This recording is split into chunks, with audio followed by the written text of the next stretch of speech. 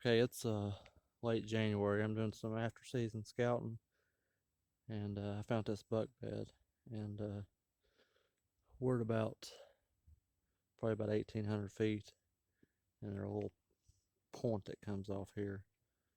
But when you find a buck bed, a lot of people think they're the thickest stuff they can find, but sometimes it's just I know why he's here. I'll turn this around and try to show you. Well, I said I would. Okay, here's the top of the mountain, and then you got this point that comes down right down through here. You can see this point, and then off this side it drops off all the way around, and then it drops off over here. The wind, right here's the bed. The wind blows down the mountain. He smells everything behind him. He sees everything out in here. And the reason this one is kind of an aha is because everyone that hunts in here, they come down an old logging road. It's public land. Right down into there, their logging road, it comes out all the way around. And they park down in there, and they get out of the trucks, and they hang right around that logging road. And he lays up here above them, and he sees everything they do. He knows exactly when they come in and when they leave.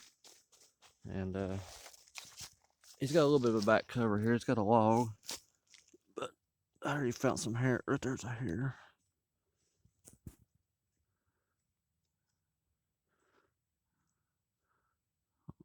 Well, I don't know. I don't think that's going to show in the video. And then when he leaves his bed in the evening, he's coming right off down through here, right down this point. And you see this tree's been hit probably last year. You can see where this tree's nicked up with horns. Right here's a good one. Here's a good rub right here.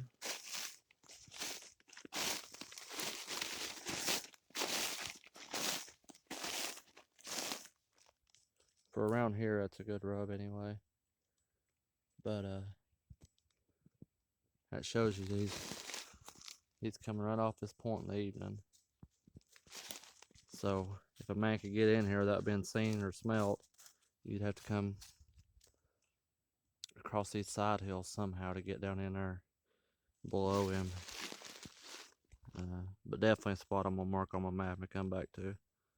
If I find any more, I'll try to get them on here.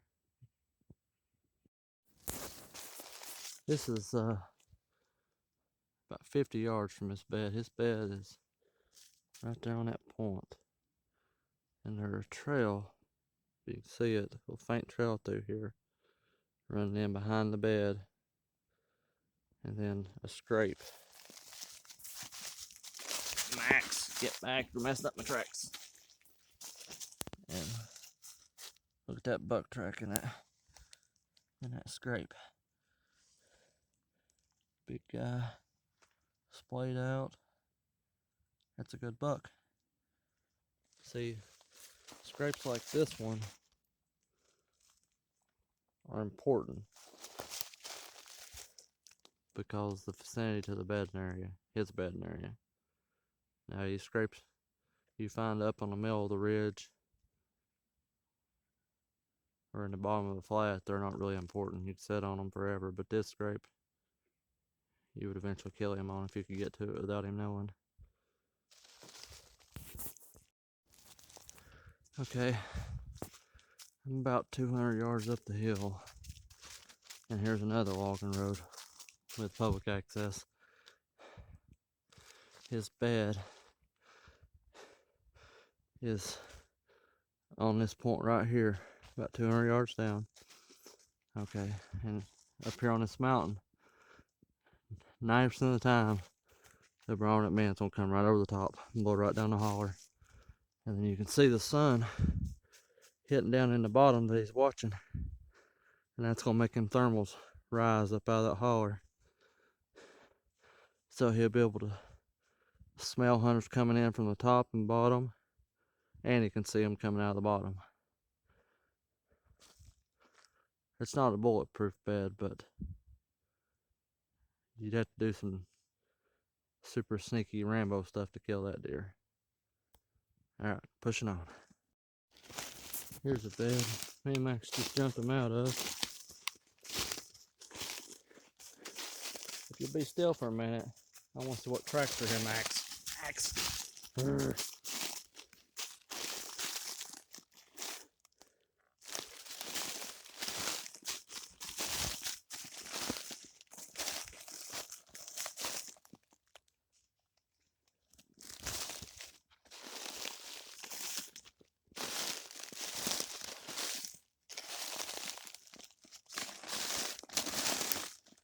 Doe bed.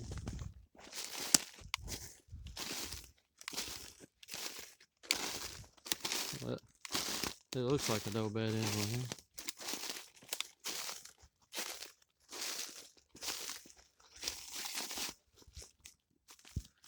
Again, I don't know, it's a pretty good sized bed.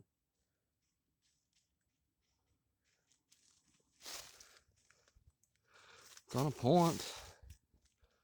The back cover. There's a transition line between the pines and the hardwoods.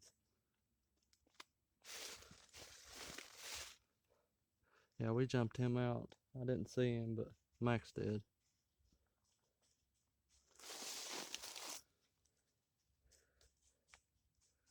I'm not sure on this one. I'm gonna do some more studying and see if it might be a buck bed, but I'm thinking does. Okay, after studying this bed on this point, I'm gonna go with it being a younger buck. It doesn't have everything I like for it to be a mature buck bed. And then the tracks, what I could see that my dog didn't destroy, they're good size, but they're not big enough tracks either to be a mature buck. So I'm gonna mark this spot and go on. But based on what I'm seeing here, I'm thinking younger buck. Okay, stay tuned. Okay, I'm done with this section. It's probably about 100 acres of Cherokee National Forest.